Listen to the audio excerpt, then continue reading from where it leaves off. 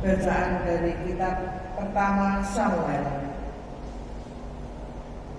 Sekali peristiwa, setelah Samuel disapih oleh ibunya Hana, ia diantar ke rumah Tuhan di Silo, dan bersama dia dibawalah seekor lembu jantan yang berumur 3 tahun, 1 eva tepung dan sebuyung anggur. Waktu itu Samuel masih kecil betul. Setelah menyembelih lembu, mereka mengantar kanak-kanak itu kepada Eli. Lalu Hana berkata kepada Eli, "Mohon bicara tuanku. Demi tuanku hidup, akulah perempuan yang dahulu berdiri di sini dekat tuanku untuk berdoa kepada Tuhan.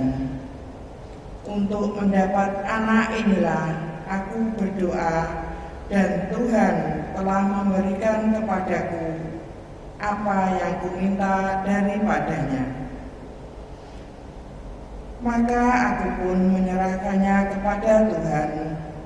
Seumur hidupnya terserahlah anak ini kepada Tuhan."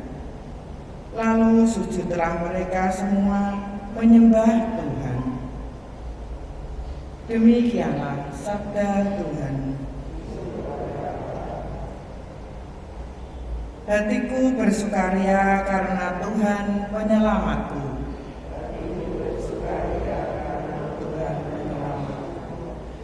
Hatiku bersukaria karena Tuhan. Aku bermegah-megah karena Allahku. Mulutku mencemoohkan musuhku. Aku bersukacita karena pertolonganmu.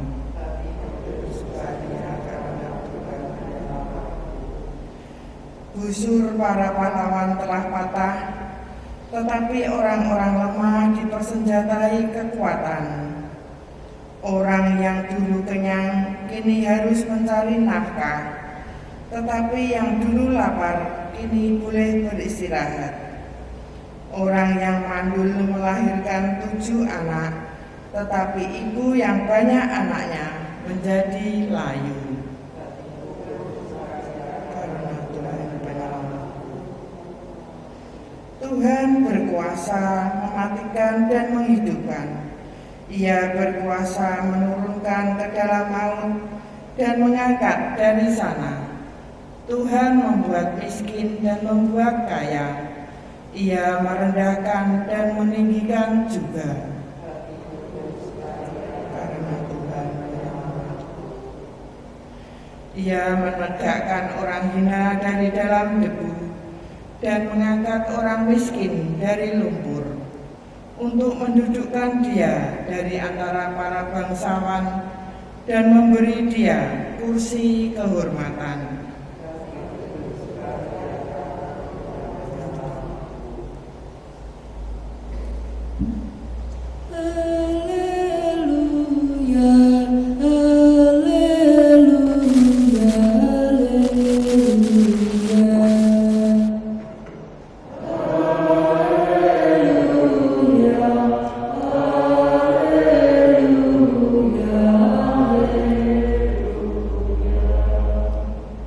Tuhan Raja segala bangsa dan batu penjuru gereja, datanglah dan selamatkanlah manusia yang Kau bentuk dari tanah.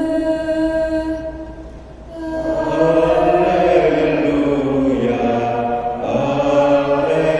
haleluya, haleluya.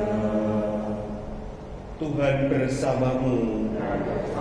Inilah Injil suci menurut Lukas.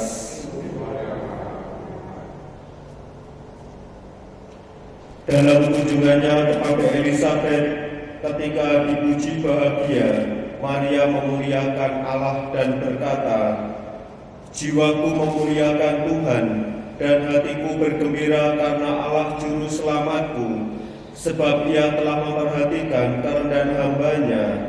Sesungguhnya mulai sekarang segala keturunan akan menyebut aku berbahagia, karena Yang Maha Kuasa telah melakukan perbuatan-perbuatan besar kepadaku, dan namanya adalah kudus. Rahmat-Nya turun-temurun atas orang yang takut akan Dia. Ia memperlihatkan kuasa-Nya dengan perbuatan tangan-Nya dan mencerai-beraikan orang-orang yang congkak hatinya. Ia menurunkan orang-orang yang berkuasa dari takhta-Nya dan meninggikan orang-orang yang rendah. Ia melimpahkan segala yang baik kepada orang yang lapar dan menyuruh orang yang kaya pergi dengan tangan hampa. Ia menolong Israel hamba-Nya, karena Ia mengingat rahmat-Nya seperti yang dijanjikannya kepada nenek moyang kita, kepada Abraham dan keturunannya untuk selama-lamanya. Kira-kira 3 bulan lamanya, Maria tinggal bersama Elisabet lalu pulang ke rumahnya. Demikianlah sabda Tuhan.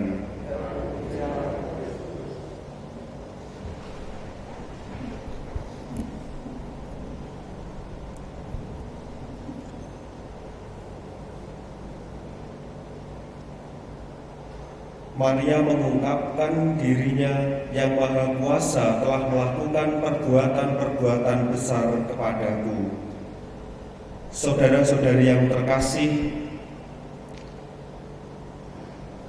Maria dan Elisabet, mereka berjumpa sebagai orang-orang yang mengalami perbuatan-perbuatan Tuhan di dalam hidup mereka, sehingga pertemuan Maria dan Elisabet mereka meyakini sebagai pertemuan berdasarkan iman, yaitu melihat Allah berkarya di dalam hidup mereka.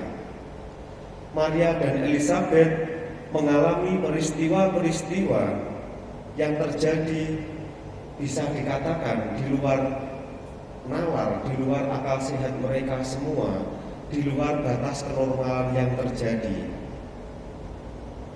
Ini bisa terjadi karena semata-mata bahwa perbuatan-perbuatan yang ilahi, perbuatan yang maha kuasa terjadi di dalam hidup mereka. Bacaan-bacaan menjelang Hari Raya Natal, kita diajak untuk melihat bagaimana pertemuan antara Maria dan Elisabet sebenarnya juga menjadi pertemuan kita bersama, menjadi permenungan bagi kita bersama. Apakah kita pun juga melihat perbuatan-perbuatan Allah yang terjadi di dalam hidup kita? Apakah kita juga terbuka dengan rencana-rencana, dengan tindakan-tindakan yang diberikan Allah kepada kita semua? Tidak mudah untuk melihat, untuk meyakini bahwa Allah turut bekerja di dalam hidup kita masing-masing. Tetapi di sanalah kita diajak seperti Maria dan Elisabet sendiri mengungkapkan seluruh peristiwa hidup kita melalui pujian kepada Allah. Seperti Bunda Maria sendiri, ia pun memuliakan Allah dengan mengatakan yang kemudian kita kenal sebagai Kidung Maria. Saudara-saudari yang terkasih, Elisabet dan Maria merupakan sosok yang memberikan contoh kepada kita semua. Mereka senantiasa terbuka dengan perbuatan-perbuatan Allah yang terjadi di dalam hidup mereka. Demikian pula apakah kita juga terbuka dengan rencana Tuhan, dengan campur tangan Tuhan, dengan kuasa Tuhan sendiri yang terjadi di dalam hidup